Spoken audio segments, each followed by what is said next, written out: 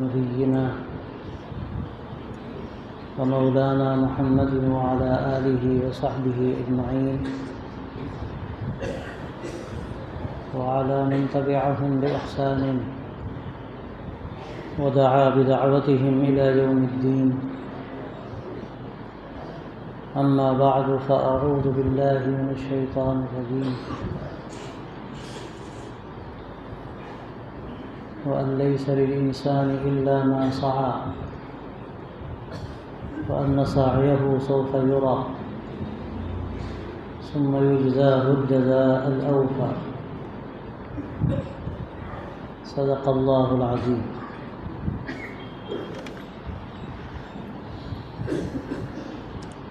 عزیز طلباء،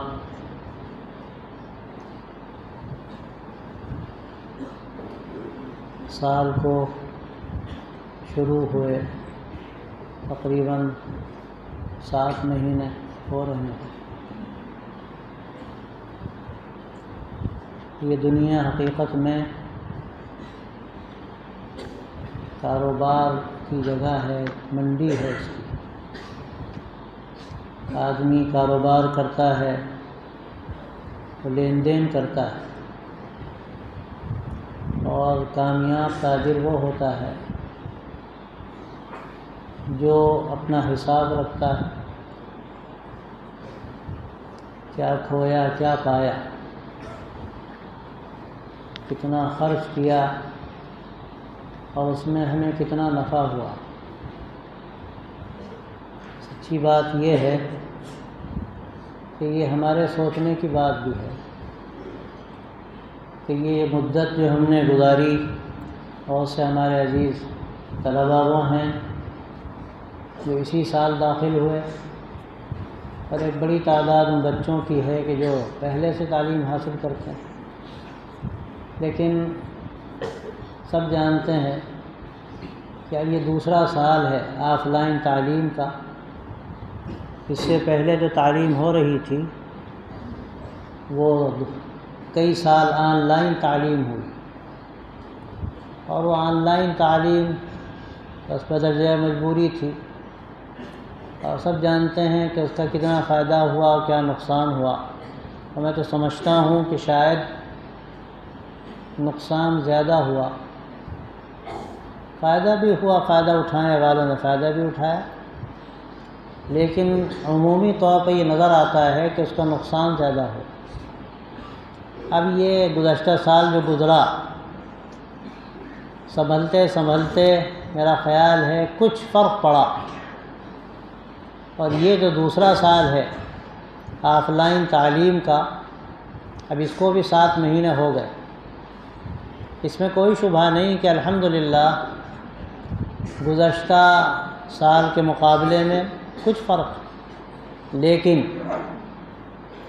جو تاجر ہوشیار ہوتا ہے وہ پائی پائی کا حساب رکھتا ہے. جہاں اس کو نفع کی امید ہوتی ہے، اگر وہاں اس کو نفع نہ ہو تو یہ نہیں کہتا کہ ہم کو نفع نہیں ہوا، بلکہ وہ یہ کہتا ہے کہ ہم کو نقصان ہے. ایک جگہ اس کو 10,000 کی امید ہے، لیکن 10,000 کے بجائے 5,000 کا فائدہ ہوا. اس سے اگر سوال کیا جائے تو وہ یہ نہیں کہتا کہ 5,000 کا فائدہ ہوا، وہ کہتا ہے 5,000 کا نقصان ہوا. جو توقع تھی وہ چیز ہمیں حاصل نہیں ہوئی، وہ نفع حاصل نہیں ہوا. ہمیں خود اپنا حساب لگانے کی ضرورت ہے. ہمیں اللہ تبارک و تعالیٰ نے اس مدرسے میں بھیجا.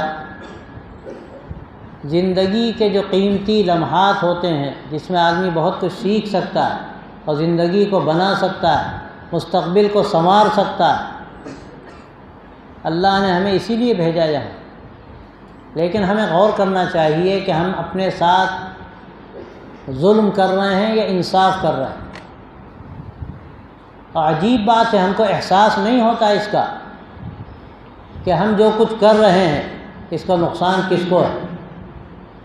خود ہماری ذات کو نقصان ہے، اور ایک قدم آگے بڑھ کر میں کہتا ہوں کہ اس پوری ملت کا نقصان. وہ ٹوکرا آپ نے یا یہ سمجھا ہے کہ اپنے سر سے ہم نے اتار کے پھینک دیا، تو ایسا نہیں.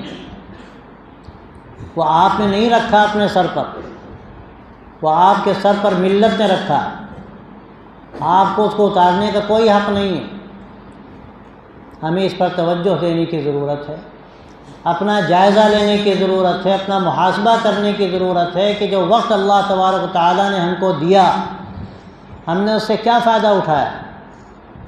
یہاں الحمدللہ نظام تعلیم کا، اساتذہ، کتب خانے اور اس کی پوری تفصیلات وہ سب اللہ تبارک و تعالیٰ نے بطور سہولت یہ آپ کو عطا فرمائی۔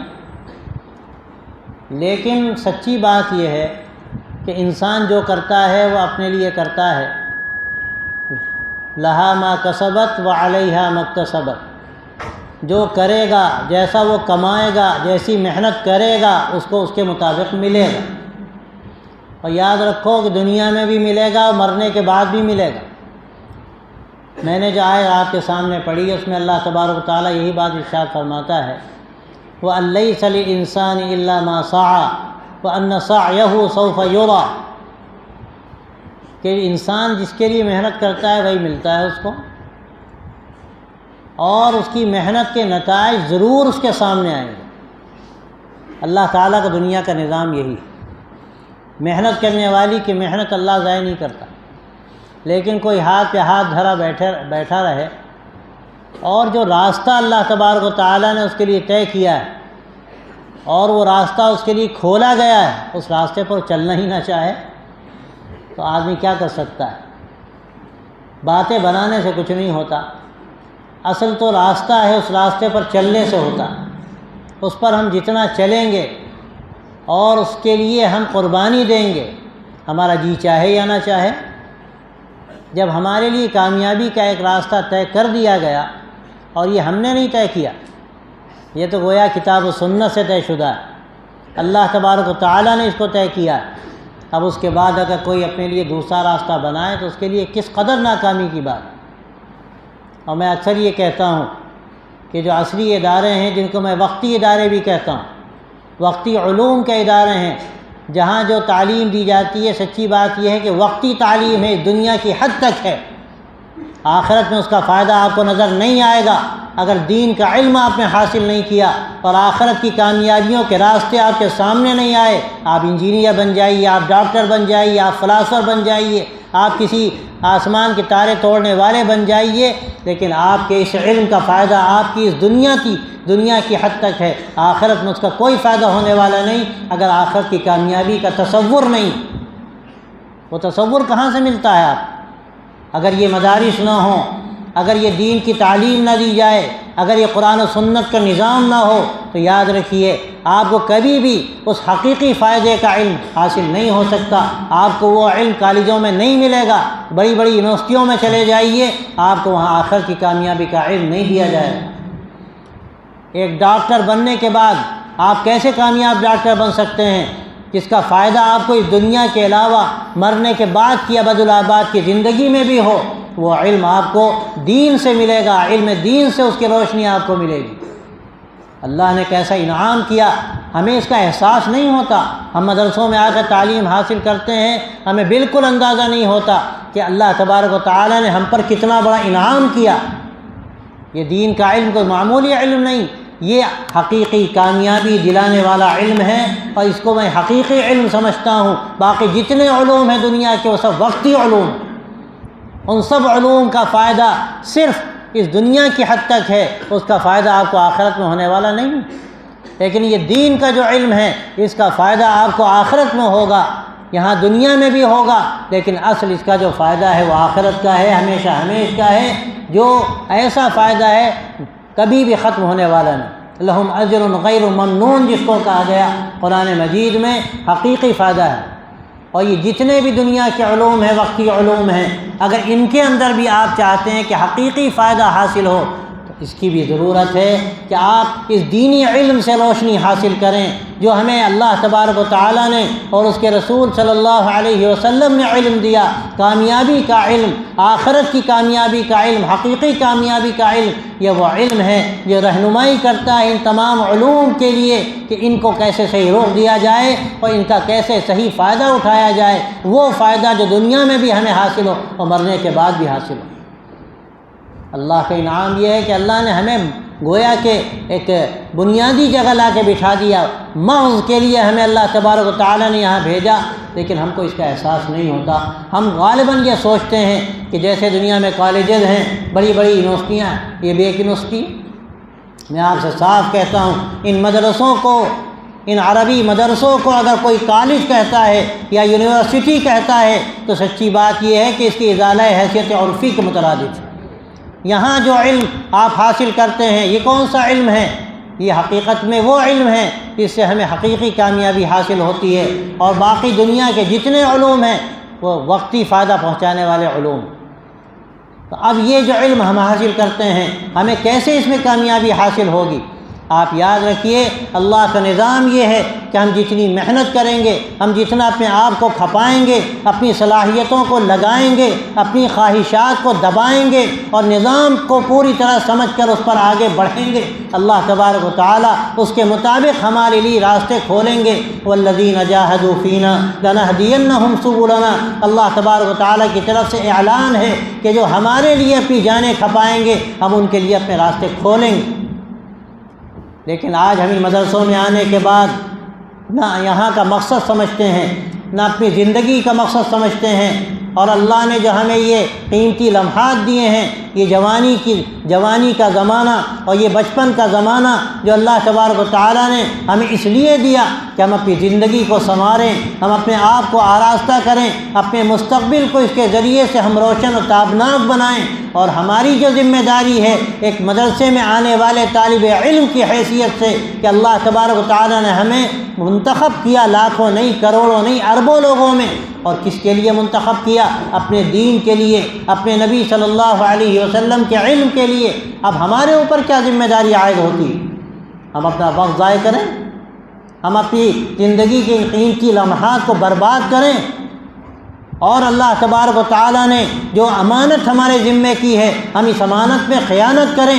آپ یاد رکھیے کہ یہ جسم بھی آپ کا نہیں، اور یہ آنکھیں بھی آپ کی نہیں، اور یہ زبان اور یہ دل اور یہ دماغ اور یہ کان بھی آپ کے نہیں، یہ سب کے سب امانت ہیں اللہ تبارک و تعالیٰ کی طرف سے۔ ہم کیسا اس کا استعمال کرتے ہیں؟ اگر یہ ہم سمجھتے ہیں کہ ہم آزاد ہیں، یہ ہمارا جسم ہے، یہ ہماری فکر ہے، یہ ہماری سوچ ہے، یہ ہمارا دماغ ہے، یہ ہمارا دل ہے، تو یاد رکھیے کہ یہ نسبت جو اپنی ذات کی طرف ہم کرتے ہیں ہم سب سے بڑھ کر خیانت کرنے والے ہیں۔ ہمارا کچھ نہیں ہے، سب اللہ کا ہے، اور اللہ تبارک و تعالیٰ نے یہ طاقتیں دے کر ہمیں جب اس خاص کام کے لیے منتخب کر کے بھیجا تو ہمارے اوپر کیا ذمہ داری؟ ہم اپنے آپ کو برباد کریں، اپنی صلاحیتوں کو برباد کریں، اپنی آنکھوں کو برباد کریں، ہم اپنے کانوں کو برباد کریں ایسی تافہ اور حقیر چیزوں میں کہ جس کا فائدہ نہ دنیا میں ہے نہ آخرت میں۔ میرے دوستوں، میں آپ سے صاف کہتا ہوں، اللہ تعالیٰ نے آپ پر بڑی ذمہ داری رکھی ہے، اور آج کے اس دور میں جبکہ امت مسلمہ کن حالات سے دو چار ہیں، آج ہمارے بھائیوں پر ظلم و ستم کے جو پہاڑ توڑے جا رہے ہیں، ان کے جسم کے پراخچے اڑائے جا رہے ہیں، اس کے ٹکڑے کیے جا رہے ہیں، وہ پیاسے اور بھوکے تڑپ رہے ہیں، اور ہمارا حال یہ ہے کہ ہم گویا کہ رقص و سرود کی مجلسیں اپنے بستروں میں سجائیں، موبائل کے ذریعے سے ہم ان جگہوں پہ جائیں، اور وہ حقیر و انتہائی نامناسب فانی جو لذت ہو سکتی ہے ہم اس میں اپنے آپ کو لگائیں۔ اور میں تو کیا کہوں، آپ حکومتوں کو طعنے دیں، آپ بڑے بڑے لوگوں پر الزام لگائیں کہ وہاں رقص و سرود کی محفلیں سجائی جاتی ہیں ان حالات میں، لیکن میں کیا کہوں آج ہمارا حال کیا ہے وہ سب ہم دیکھ رہے ہیں، لیکن ہمارے دل میں درد پیدا نہ ہو، ہمارے دل پہ چوٹ نہ لگے، اور ہم یہ نہ سوچیں ہم کیا کر سکتے ہیں۔ اللہ تبارک و تعالیٰ نے ہمیں تو ایک مدرسے کا طالب علم بنایا، دین کے علم کے لیے منتخب کیا، ہماری جو صلاحیتیں ہیں ہم ان صلاحیتوں کو کیسے آگے بڑھا سکتے ہیں اور آگے انشاءاللہ اگر اللہ تعالی ہمارے لیے تو میدان کا انتخاب کرے، ہم میدان عمل میں آ کر امت کے لیے جو سفینہ ہے اس سفینے کے ناخدا بن سکیں اور اس کو ہم کھیر سکیں اور اس کو آگے بڑھا سکیں، اس کی حفاظت کا ہم کام انجام دے سکیں، تو کیا یہ ہماری ذمہ داری نہیں ہے کہ یہاں کے اس وقت میں، یہاں ان سالوں میں جو ہم یہاں مدرسوں میں گزارتے ہیں، ہم اس کی تیاری کریں، ہم اس کے لیے اپنے آپ کو کھپائیں، اور یہ معمولی لذتوں کے لیے اور معمولی کاموں کے لیے اپنے جسم کو برباد کرے آدمی، اپنی آنکھوں کو برباد کرے، اپنے کانوں کو برباد کرے، اور یہ امانت جو اللہ تبارک و تعالیٰ نے دی تھی اس کا غلط استعمال کرے، اپنی راتوں کو برباد کرے، اپنے اوقات کا خیال نہ رہے، اور اس کے بعد اس کو نہ نمازوں کا ہوش ہو نہ درجوں کا ہوش ہو۔ میرے بھائیوں میں صاف کہتا ہوں، اتنی بڑی خیانت ہے کہ اس خیانت کا اگر کوئی مرتکب ہوتا ہے تو اللہ تبارک و تعالیٰ کے ہاں وہ کیا جواب دے سکتا ہے؟ کوئی کالج کا بچہ ہے، وہ بھی کوئی غلط کام کرتا ہے تو غلط ہے، کوئی اسکول میں طالب علم تعلیم حاصل کرتا ہے، اس سے غلطی ہو سکتی ہے، لیکن اگر ایک مدرسے کا طالب علم ہے اس کے اوپر کیا ذمہ داری؟ وہ کیوں مدرسے میں تعلیم حاصل کرنے کے لیے آیا؟ اس نے کیوں اپنے آپ کو ایک مدرسے کے لیے طے کیا، اور یہاں وہ اپنے قیمتی ترین جو اوقات ہیں وہ ان کو لگا رہا ہے، اس کے بعد بھی اس کو خیال نہیں ہوتا کہ ہمارے اوپر کیا ذمہ داری ہے، ہمیں کس طرح یہاں زندگی گزارنی چاہیے اور کس طرح اپنے وقت کو قیمتی بنانے کی ضرورت ہے ہمیں۔ اور یہ آپ کی جو محنت ہے، یاد رکھیے یہ محنت صرف آپ کے لیے نہیں ہے، یہ محنت حقیقت میں پوری ملت اسلامیہ کے لیے۔ اللہ تبارک و تعالیٰ نے آپ کو اس لیے بھیجا ہے، آپ کی اتنی بڑی تعداد یہاں پر ہے، اگر ایک ایک بچہ یہ طے کرے کہ انشاءاللہ ہمیں دین کے لیے اپنے آپ کو کھپانا ہے، اور دین کو اس وقت جس طرح ٹارگٹ کیا جا رہا ہے اور ملت اسلامیہ پر جس طرح اس وقت غیروں کے حملے ہیں، ان حملوں میں اگر اللہ تبارک و تعالیٰ ہماری اس جسمانی طاقت کو، اس ذہنی طاقت کو، اس قلب کی طاقت کو صحیح پوری طرح سے آراستہ کر کے دین کے لیے استعمال کر لے، اور دین کی طاقت کے لیے اللہ تبارک و تعالیٰ ہمیں کھپا دے اور ہمارے ذریعے سے دین کی تقویت کا سامان کر دے، اس سے بڑھ کر ہمارے لیے کون سی سعادت ہو سکتی ہے؟ لیکن اس کے لیے ہمیں کچھ کرنے کی ضرورت ہے۔ یہ ایسا نہیں ہے کہ کوئی ہم خواب دیکھ رہے ہوں اور وہ خواب دیکھ کر ہم بیدار ہوں تو ہماری دسترخوان سجا نظر آئے۔ اس کے لیے ہمیں محنت کرنی پڑے گی، اس کے لیے اپنے مقصد کو متعین کرنا پڑے گا، اس کے لیے اپنے نظام کو ہمیں مرتب کرنا پڑے گا۔ یہ جو اللہ تبارک و تعالیٰ نے آپ کو وقت دیا ہے، میں صاف کہتا ہوں یہ وقت کیا ہے؟ حقیقت میں اتنی بڑی اللہ کی طرف سے ایک دی ہوئی نعمت ہے، اس سے بڑی کیا نعمت ہوگی؟ آپ اس کا جیسا چاہیں استعمال کریں، اور اسی لیے قرآن مجید میں اللہ تبارک و تعالیٰ نے فرمایا والعصر ان الانسان لفی خسر، کہ زمانے کی قسم انسان تو گھاٹا اٹھاتا، یقیناً انسان گھاٹا اٹھاتا۔ اللہ تبارک و تعالیٰ نے یہ بات کیوں فرمائی؟ یہ زمانہ جو اللہ نے ہمیں دیا، یہ عمر جو اللہ نے ہمیں دی، حقیقت میں یہی وہ زمانہ ہے جس کی اللہ نے قسم کھائی، اور اس لیے قسم کھائی کہ اس کی اہمیت ہمارے دلوں میں پیدا ہو۔ اللہ نے ہمیں جو وقت دیا، ہم اس وقت کا کیسے استعمال کرتے ہیں؟ ایک ایک لمحہ حقیقت میں اگر دیکھا جائے ہمیں اس کا حساب لینے کی ضرورت ہے، اپنی زندگی کا حساب لینے کی ضرورت ہے کہ ہم نے کیا کھویا اور کیا پایا۔ جیسے ایک دکاندار حساب کرتا ہے شام کو کہ آج ہم نے کتنی چیزوں کو بیچا فروخت کیا، اس میں ہمیں کتنا منافع ہوا، کتنی ہمیں امید تھی اور کتنا گھاٹا ہوا۔ اسی طرح اگر ہم اپنا جائزہ لیں، ہم پورے اپنے دن کو اور اپنی راتوں کو دیکھیں کہ ہم نے اس کا استعمال کیسے کیا۔ آج آپ دیکھیے جو عصری تعلیم حاصل کرنے والے اور بڑے بڑے امتحانات دینے والے ہیں، ان کا حال کیا ہے کہ وہ بعض مرتبہ 17 گھنٹے اور 16 گھنٹے پڑھتے ہیں۔ میں نے پوچھا بعضوں سے جو IAS کا امتحان دیتے ہیں یا بڑے امتحانات میں بیٹھنا چاہتے ہیں، مجھے معلوم ہوا اور میں نے بعض طلباء سے پوچھا، دیندار طلباء تھے، انہوں نے بتایا 16 گھنٹے ہم پڑھتے ہیں، 17 گھنٹے ہم پڑھتے ہیں۔ ہم نے کہا باقی جو 4-5 گھنٹے 7 گھنٹے ہوتے ہیں اسی میں سونا، اسی میں کھانا، اسی میں نماز۔ ان کے سامنے ایک مقصد ہوتا ہے، وہ ایک ٹارگٹ کو لے کر چلتے ہیں۔ لیکن ہمارا حال یہ ہے کہ ہم یہاں پر آتے ہیں، ہمیں نہ آنے کا پتہ، نہ یہاں رہنے کا پتہ، نہ اپنی زندگی کا پتہ، نہ اپنے مقصد کو ہم کبھی سوچتے ہیں کہ ہمیں کیا ہمارے لیے ٹارگٹ، ہمیں کہاں پہنچنا ہے۔ آپ یاد رکھیے جب تک کہ ہمیں منزل کی خبر نہیں ہوگی ہم بھٹکتے رہیں گے اور کبھی بھی ہمیں راستہ نہیں ملے گا صحیح، اور اپنے آپ کو ہم ایسی تافہ چیزوں میں، حقیر چیزوں میں کھپائیں گے اور لگائیں گے کہ اس کے بعد سوائے کہ افسوس ملنے کے کچھ ہاتھ نہیں آئے گا۔ اس لیے اس وقت میں آپ سے کہنا چاہتا ہوں 7 مہینے گزر گئے، 6 مہینے گزر گئے، آپ کے سامنے صرف 3 مہینے بچے ہیں اس سال۔ کہ آپ کی زندگی کے قیمتی لمحات ہیں، اگر آپ نے جو وقت گزارا اگر کوتاہی ہوئی ہے، آپ طے کیجئے کہ انشاءاللہ ان 3 مہینے میں اپنی جان کھپا دیں گے۔ ہم کوشش کریں گے کہ ہم سے جو کوتاہی ہوئی ہے ہم اس کوتاہی کو انشاءاللہ ختم کر کے اتنی تیزی کے ساتھ قدم آگے بڑھائیں گے کہ جو ہم سے چھوٹا ہے وہ انشاءاللہ ہم کور کریں گے۔ آپ تاریخ دیکھیے اٹھا کر انگریزوں کی، انہوں نے کیا کیا؟ مسلمانوں کا جو زمانہ عروج کا گزرا 700 سال تک 800 سال تک کوئی مقابلے پر نہیں تھا، کوئی مقابلے پر نہیں تھا۔ ان کے پاس سب کچھ تھا، دنیا کے خزانے تھے۔ کیوں تھے؟ اس لیے کہ انہوں نے دین کی حقیقت کو سمجھا تھا، انہوں نے علم کا صحیح استعمال کیا تھا۔ اور اس کے بعد جب انگریز آئے، عیسائی دنیا سامنے آئی، اور وہ پورا زمانہ جو ڈارک ایجز کہلاتا ہے ان کا کئی 100 سال کا زمانہ آنے کے بعد انہوں نے اس زمانے پر نگاہ ڈالی، اپنی کوتاہیوں کو محسوس کیا، اپنی غلطیوں کو ان کو احساس ہوا۔ انہوں نے کیا کیا؟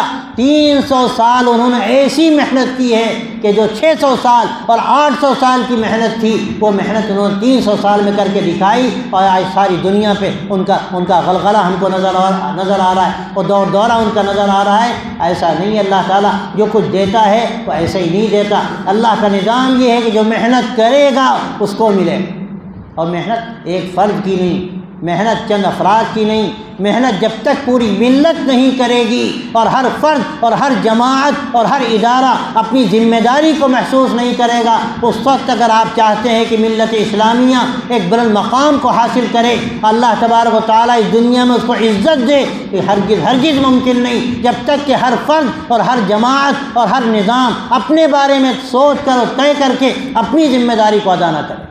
ہم کیا ہیں؟ ہم طالب علم ہیں۔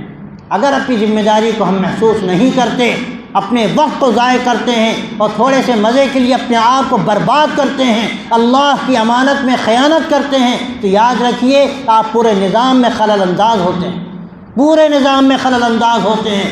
آپ کی تنہا انفرادی غلطی یہ آپ کی غلطی نہیں ہے، اس غلطی کا اثر میں یہاں تک کہہ سکتا ہوں کہ فلسطین تک پہنچتا ہے۔ آپ یہ سمجھتے ہیں کہ ہم نے غلطی کی، آپ کی اس غلطی کے نتیجے میں اللہ تبارک و تعالیٰ کی طرف سے فیصلے ہوتے ہیں۔ آپ طے کیجئے آپ اپنے بھائیوں کی کیسے مدد کر سکتے ہیں۔ میں نے 10 جگہ یہ بات کہی کہ ہمیں پہلے مرحلے میں اپنے آپ کو سنوارنے کی ضرورت ہے۔ یہ مشین ہے جو چل رہی ہے، ہر پرزہ اپنا کام کرتا ہے، اور جب ہر پرزہ اپنا کام بہتر طریقے پر کرے گا یہ مشین اپنا کام پوری طرح انجام دے گی اور اس کے نتائج سامنے آئیں گے۔ کوئی اگر اسکرو بھی ڈھیلا ہو جائے مشین کیسے چلے گی؟ آپ اسی مشین کا حصہ ہیں۔ آج آپ یہ سمجھتے ہیں کہ آپ طالب علم ہیں، آپ آزاد ہیں۔ طالب علموں کی زندگی تو شہزادوں کی زندگی ہوتی ہے، لیکن اس شہزادہ بھی اگر غلطی کرتا ہے تو اس کو ہو سکتا ہے دربان بھی روکے، شہزادے صاحب آپ کی ٹوپی ٹیڑھی ہے، شہزادے صاحب آپ فلاں جگہ نہ جائیے، آپ فلاں دکان پہ نہ بیٹھیے، آپ کی شایع نشان نہیں۔ میرے دوستوں، میرے عزیزوں، اللہ تعالیٰ نے تمہیں جو مقام عطا فرمایا، اللہ نے کسی دوسرے کام کے لیے تمہارا انتخاب کیا، اللہ نے تمہیں پوری ملت اسلامیہ کے لیے منتخب کر کے یہاں بھیجا۔ اور میں خاص طور سے کہتا ہوں کہ مدارس الحمدللہ ہزاروں ہیں، لیکن نزوۃ العلماء کا جو امتیاز ہے میں سب سے بڑھ کر فضلاء نزوہ کا یہ امتیاز بھی سمجھتا ہوں اور ذمہ داری بھی سمجھتا ہوں کہ ملت اسلامیہ کی رہنمائی کا سب سے بڑھ کر اگر کوئی ادارہ فریضہ انجام دے سکتا ہے تو میں سمجھتا ہوں کہ ادارہ نزوۃ العلماء کے فضلاء ہیں، جو اللہ تبارک و تعالیٰ کے فضل سے تفقہ فی الدین بھی حاصل کرتے ہیں، اور اللہ تعالیٰ کسی نہ کسی درجے میں ان کو انذار قوم کی صلاحیت بھی عطا فرماتے ہیں۔ آپ پر ذمہ داری، آپ پر ذمہ داری ملت اسلامیہ کی، آپ پر ذمہ داری صرف ہندوستان کی نہیں، میں صاف کہتا ہوں سارے عالم اسلام کی۔ آپ پر ذمہ داری تنہا آپ کے اپنی ذات کی نہیں ہے، اللہ نے آپ کو نمائندہ بنایا۔ تو آپ یہ نہ سمجھیے کہ اگر آپ کچھ کرتے ہیں تو آپ کی ذات تک ہے، آپ یقین کیجئے کہ آپ جو کرتے ہیں اس کا اثر پوری ملت تک جاتا ہے۔ آپ یہیں اسی مجلس میں طے کیجئے کہ انشاءاللہ ہم سے ابھی تک جو کوتاہی ہوئی ہم توبہ کرتے ہیں اور اللہ سے طے کرتے ہیں، اللہ سے معاہدہ کرتے ہیں، اس سے گویا کہ عہد کرتے ہیں کہ اللہ نے جو زندگی ہمیں یہاں دی ہے یہ ایک امانت ہے، ہم نے خیانت کی تو ہم توبہ کر کے اپنی اگلی زندگی کو ایسا بنائیں کہ ملت اسلامیہ کے لیے ہم ایسا قیمتی جوہر ثابت ہوں، ایک ایسا ہیرا ثابت ہوں کہ جس پلڑے میں چلا جائے وہ پلڑا جھک جائے۔ آپ اپنی قیمت کو نہیں پہچانتے۔ آپ میں سے ایک ایک فرد حقیقت میں ایک ایسا جوہر ہے کہ اگر وہ جوہر اپنی حقیقت کو پہچان لے اور وہ جوہری کے پاس جائے تو پھر اس کو معلوم ہو کہ اس کی قیمت کیا ہے۔ لیکن افسوس کی بات یہ ہے کہ ہم اپنے آپ کو لغو کاموں میں لگاتے ہیں، ہمیں درجوں کی پابندی کا خیال نہیں، ہمیں نمازوں کے اہتمام کا خیال نہیں۔ میرے بھائیوں، آپ پر تو وہ ذمہ داری تھی کہ آپ دوسروں کی رہنمائی کرنے کے لیے تیار کیے جا رہے ہیں۔ آپ کو اپنے علاقوں میں جانا ہے، آپ کو ایک چراغ بن کے رہنا ہے کہ جس طرح چراغ سے روشنی ہوتی ہے، آپ اپنے چراغ میں تیل داخل کیجئے، بھریے، آپ اپنی لو کو ٹھیک کیجئے، آپ اپنے آپ کو قربانی کے لیے تیار کیجئے۔ حضرت مولانا علی میاں رحمۃ اللہ علیہ کا میں نے واقعہ درجنوں مرتبہ سنایا کہ جب وہ آغاز کرتے تھے تعلیم کا، تدریس کا، تو اس وقت طلبہ سے کہتے تھے جو طالبان علوم نبوت ہیں کہ اللہ نے تمہیں ایک بڑے کام کے لیے منتخب کیا، لیکن یاد رکھو یہ قربانی کا کام ہے۔ اگر تم قربانی کے لیے اپنے آپ کو تیار کرتے ہو تو اللہ تبارک و تعالیٰ تمہاری مدد کرے، تم بہت آگے جانے والے ہو۔ لیکن اگر تم قربانی کے لیے تیار نہیں ہو تو للہ تم مدرسوں کو بدنام مت کرو، اب یہ وقت ہے اپنے گھروں کو چلے جاؤ۔ میرے دوستو، یہ ایک دوسرا راستہ ہے۔ اللہ کے رسول صلی اللہ علیہ وسلم سے ایک صحابی نے عرض کیا کہ اللہ کے رسول مجھے آپ سے محبت ہے۔ حضرت صلی اللہ علیہ وسلم نے کیا فرمایا؟ فَأَعِدَّ لِلْفَقْرِ تِجْفَافًا، اگر تمہیں محبت ہے تو فقر کے لیے ڈھال تلاش کر لو، فقر کے لیے ڈھال تلاش کر لو۔ کیا مطلب ہے اس کا؟ اللہ کے نبی سے محبت کرنے والے، اللہ کے دین کے لیے اپنے آپ کو کھپانے والے، اس کے لیے اپنی جان جوخم میں ڈالنے والے، ان کو قربانیاں دینی پڑیں۔ ان کے سامنے مسائل آ سکتے ہیں لیکن ان کی منزل بہت آگے ہے، ان کی منزل بہت آگے ہے۔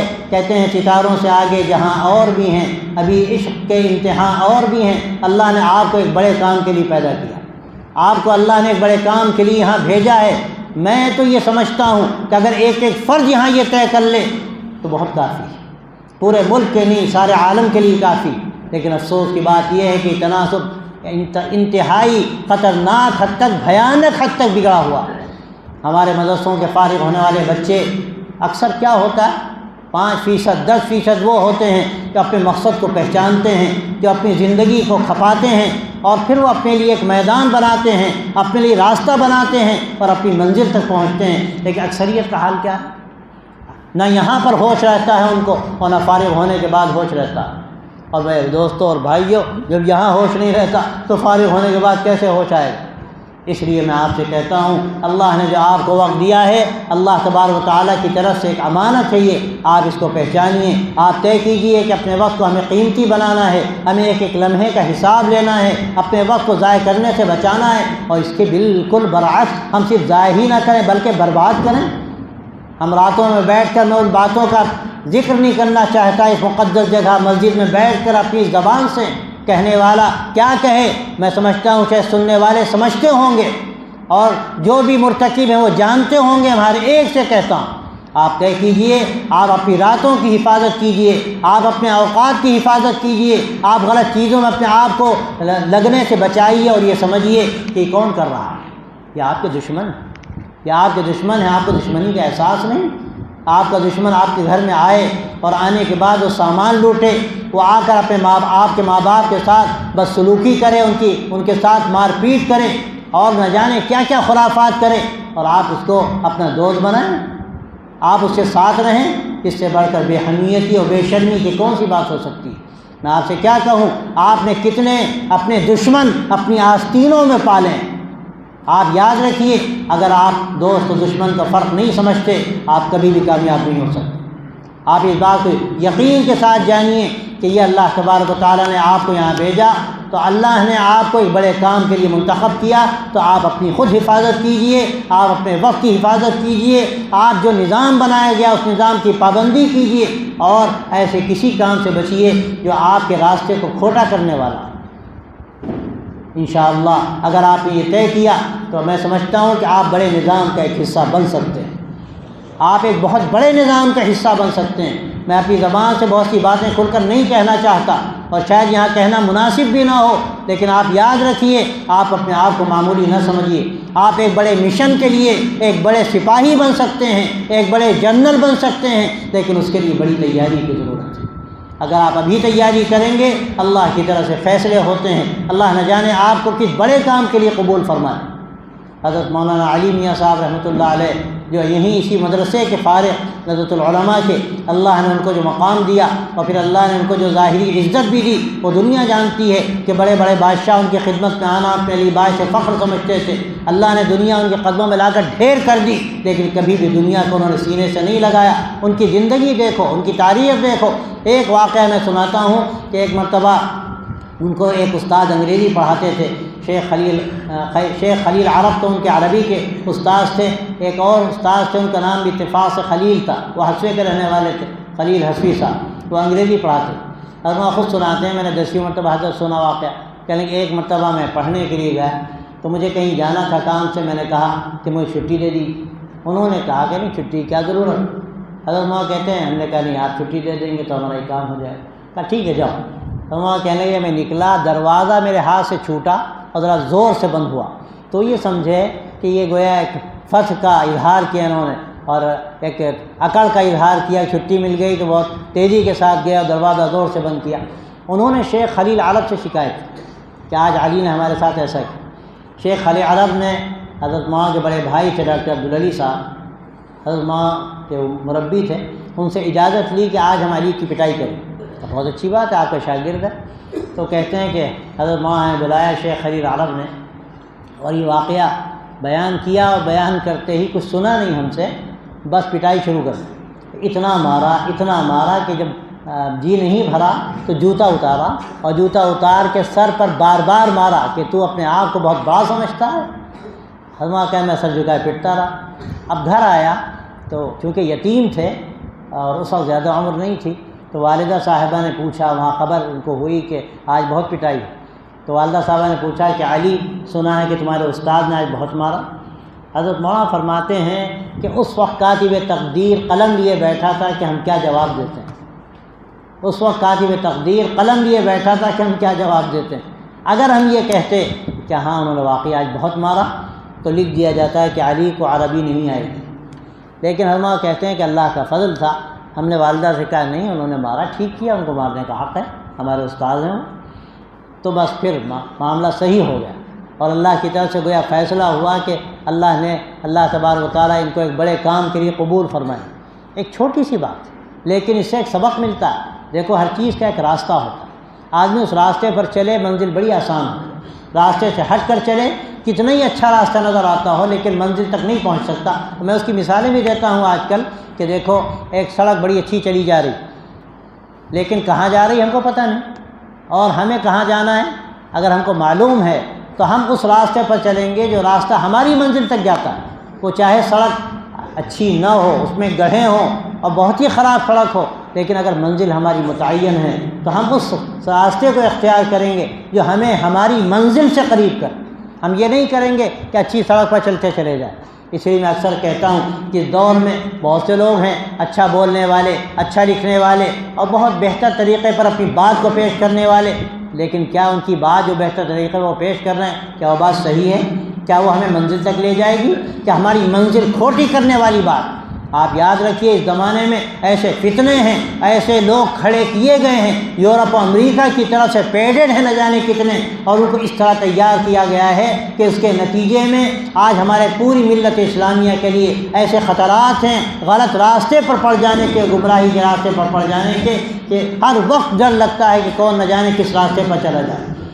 آپ پر بڑی ذمہ داری عائد ہوتی ہے ایک طالب علم کی حیثیت سے کہ آپ ان حقائق کو سمجھیں اور یہ بات یقین کے ساتھ جانیں کہ جو آپ کی منزل ہے، آپ کو اپنی منزل تک جانا ہے، راستہ کیسا ہی ہو اس راستے کو ہمیں سر کرنا ہے، چاہے کتنا ہی پرخطر راستہ ہو اور کیسا ہی وہ ناہموار راستہ ہو، لیکن اصل ہمارے لیے منزل ہے، ہمیں اپنی منزل تک جانا ہے۔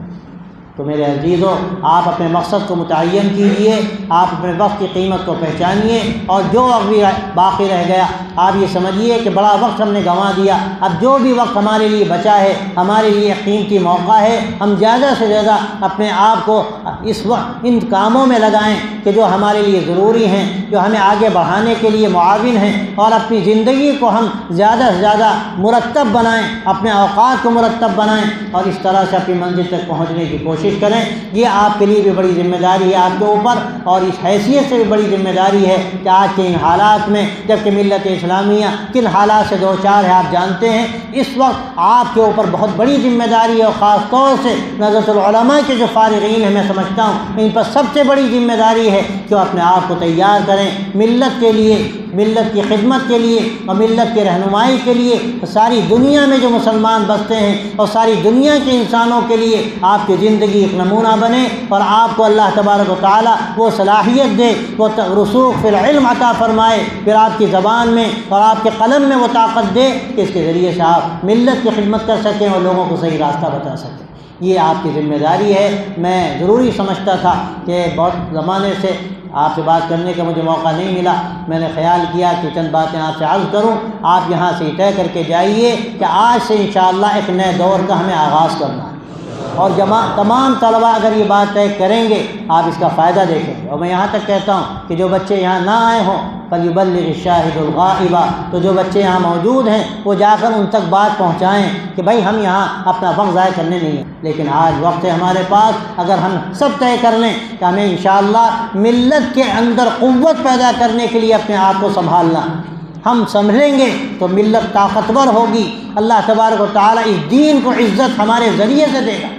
لیکن اگر خدا نخواستہ ہم خود اپنے پیر پر کلہانی مارنے کے تیار، اپنے آپ کو برباد کرنے کے لیے تیار ہیں، تو یاد رکھیے آپ تو برباد ہوں گے، یہ ملت کا بہت بڑا نقصان ہے۔ آپ ملت کی امانت ہیں، آپ ملت کی طاقت ہیں، آپ ملت کا روشن مستقبل ہو سکتے ہیں، لیکن یہ جب ہے کہ اپنے آپ کو خود ہم روشن کرنے کی فکر کریں، اپنے آپ کو آراستہ کریں، اپنے دل پر محنت کریں، اپنے دماغ پر محنت کریں، اپنے وقت کی حفاظت کریں، اور درجوں کی پابندی یا نمازوں کا اہتمام، کیا اس کو کہنے کی ضرورت؟ آپ کو یہ بھی کہنا پڑے گا بھی نمازوں کا اہتمام کرو یا درجوں کی پابندی کرو؟ میرے دوستوں، میرے عزیزوں، میرے بھائیوں، یہ تو آپ پر بڑی ذمہ داری ہے۔ یہ فہم تو اللہ تعالیٰ نے آپ کو دیا ہے، لیکن ذرا سا اس کو صحیح رخ دینے کی ضرورت ہے، اس کو تازہ کرنے کی ضرورت ہے، اور دل کو بیدار کرنے کی ضرورت ہے، دماغ کو بیدار کرنے کی ضرورت ہے۔ آپ حضرت مولانا علی میاں رحمۃ اللہ علیہ اور سید سلمان ندوی رحمۃ اللہ علیہ کی کتابیں پڑھیے، آپ کو بڑا مغز ملے گا اور کام کے راستے ملیں گے۔ اور اس کے علاوہ آپ کوشش کریں کہ وقت ضائع نہ، اچھی کتابیں پڑھیں، ورنہ اس دور میں تو ایسے ایسے مصنفین ہیں، کوئی انکار حدیث کرتا ہے اور نہ جانے اور کیا کیا کیسے کیسے لوگ ہیں جو دین کی سمجھ نہیں رکھتے اور اس کے نتیجے میں خود گمراہ ہوتے ہیں اور امت کو گمراہ کرتے ہیں۔ آپ ہوشیار رہیں، اپنے راستے کو کھوٹا نہ ہونے دیں، آپ منزل تک پہنچیں اور ملت کے لیے ایک طاقت کا ذریعہ بنیں کہ جب آپ فارغ ہو کر کسی علاقے میں جائیں تو تنہا آپ کی ذات پورے علاقے کے لیے کافی ہو، اور آپ کی ذات سے پورے علاقے میں روشنی ہو، آپ چراغ بن کر وہاں پر رہیں۔ اور ظاہر ہے کہ چراغ جب جلتا ہے تو بتی جلتی ہے، آپ قربانی دیں گے، لیکن آپ کی قربانی سے عالم میں روشنی پھیلے گی، آپ کا علاقہ کم از کم روشن ہوگا۔ تو اتنے چراغ جلیں گے تو کیا بعید ہے کہ اللہ تعالیٰ پوری دنیا میں روشنی کا سامان فرما دے، اس ملک میں روشنی کا سامان فرما دے۔ اللہ کے لیے سب کچھ آسان ہے، لیکن اس کے لیے عزم و حوصلے کی ضرورت ہے، ہمت و ارادے کی ضرورت ہے۔ اور خاص طور سے آج میں پھر دوہرا کر کہتا ہوں اس بات کو کہ آج طے کرنے کی ضرورت ہے کہ انشاءاللہ آئندہ آنے والا وقت بتا دے گا کہ یہاں کون سا نیا نظام سامنے آ رہا ہے۔ اللہ تبارک و تعالیٰ ہم سب کو توفیق دے، اور جو باتیں کہی گئیں اللہ تعالیٰ ہمیں اس کا صحیح فہم دے، اس پر عمل کرنے کی توفیق عطا فرمائے۔ وآخر دعوانا ان الحمد للہ۔ اللہم صلی علی سیدنا ونبینا ومولانا محمد وعلی آلہ وصحبہ اجمعین۔ ربنا تقبل منا انك انت السميع العليم وتب علينا انك انت التواب الرحيم۔ رب وفقنا لما تحب وترضى واجعل آخرتنا خيرا من الأولى۔ اللهم أحسن عاقبتنا في الأمور كلها وأجرنا من خزي الدنيا وعذاب الآخرة۔ يا حي يا قيوم برحمتك نستغيث فاصلح لنا شأننا كله ولا تكلنا إلى أنفسنا طرفة عين۔ اللهم حبب إلينا الإيمان وزينه في قلوبنا وكره إلينا الكفر والفسوق والعصيان۔ اللهم اجعلنا من الراشدين۔ اللهم آت نفوسنا تقواها وزكها أنت خير من زكاها أنت وليها ومولاها۔ يا حي يا قيوم برحمتك نستغيث اصلح لنا شأننا كله ولا تكلنا إلى أنفسنا طرفة عين۔ اے اللہ ہم سب کے گناہوں کو معاف فرما۔ اے اللہ ہم سب سے توبہ کرتے ہیں، ہمیں سچی توبہ نصیب فرما، توبہ نصوح نصیب فرما۔ یا اللہ ہمیں ہر طرح کی خیانت سے بچا، یا اللہ ہمیں ہر طرح کی معصیت سے بچا۔ اپنی رضا کے لیے ہم سب کو قبول فرما، اپنے دین کی خدمت کے لیے ہمیں قبول فرما، اے اللہ اپنی دین کی تقویت کے لیے ہمیں قبول فرما۔ ساری دنیا میں اس وقت جو حالات ہیں اے اللہ ہمیں ایک بہتر ذریعہ بنا دے ان حالات کو بہتر بنانے کا، اور دنیا میں یا اللہ ہمیں دین کی بہتر تصویر بنا دے، ہماری زندگی کو ایک ایسی نمونے کی زندگی بنا دے جس کے ذریعے سے لوگوں کو ہدایت ملے۔ اے اللہ ہمیں ہدایت کے لیے قبول فرما، ہمیں دین کی خدمت کے لیے قبول فرما، ہماری جوانی کو اللہ اپنی بندگی کے لیے قبول فرما، اور ہمیں عرش الہی میں سایہ نصیب فرما۔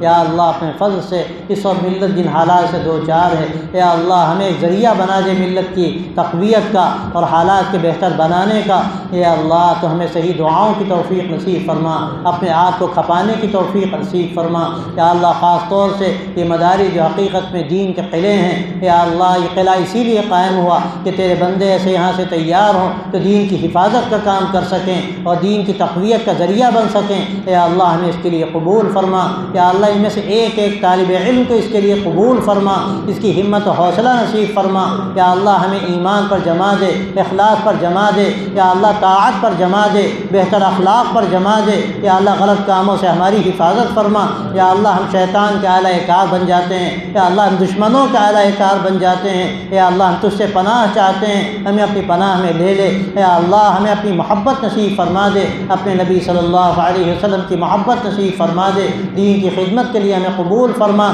یا اللہ جو باتیں کہی گئیں ان پر ہمیں دھیان دینے کی توفیق دے، آج کی شب کو ہمارے لیے مبارک شب بنا دے۔ یا اللہ وہ شبیں ہمیں عطا فرما جو تیرے خاص بندوں کو تو عطا فرماتا ہے، جس کے ذریعے سے تیرا قرب نصیب ہوتا ہے۔ یا اللہ ہماری راتوں کو مبارک فرما، ہمارے دنوں کو مبارک فرما، ہمارے اعمال میں برکت پیدا فرما، ہماری صلاحیتوں میں برکت پیدا فرما۔ یا اللہ تو ہماری حفاظت فرما، ہمارے راستے کو کھوٹا ہونے سے یا اللہ تو بچا اور ہمیں صحیح راستے پر ہمیشہ قائم رکھ۔ یا اللہ پوری ملت اسلامیہ کی حفاظت فرما، خاص طور سے اللہ عالم اسلام کی حفاظت فرما، خاص طور سے بالاخص حرمین شریفین کی حفاظت فرما۔ یا اللہ مسجد اقصیٰ کی حفاظت فرما، یا اللہ مسجد اقصیٰ کی حفاظت فرما، یا اللہ مسجد اقصیٰ کی حفاظت فرما۔ یا اللہ ہمارے مظلوم بھائیوں کی مدد فرما، یا اللہ ان کی تقویت کا سامان فرما۔ یا اللہ جو آخری حد تک پریشانیوں کا یا اللہ بے سہارا ہو کر شکار ہیں، یا اللہ تو ان کا سہارا بن جا۔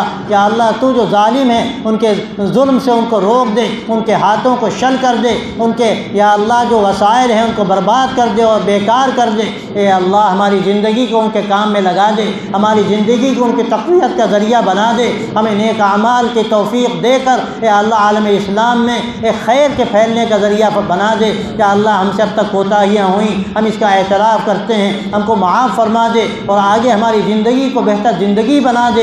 اے اللہ اپنے فضل سے دین کا علم ہے جو ایک امانت ہے، اس کی صحیح قدر کی توفیق دے، ہمیں حقیقی معنوں میں طالب علم بنا، طالب دین بنا، اپنی محبت کا طالب بنا، اپنے نبی صلی اللہ علیہ وسلم کی محبت کا طالب بنا۔ یا اللہ ہر طرح کی غلط طلب کو، ہر طرح کی غلط ہمارے اندر کی خواہش کو دور فرما دے اور اپنی رضا کے لیے قبول فرما۔ یا اللہ یہ باتیں کہی گئیں ان کو خیر کا ذریعہ بنا دے، ہمارے دلوں میں اتار دے، ہمیں اس کے لیے دین کے کاموں کے لیے قبول فرما۔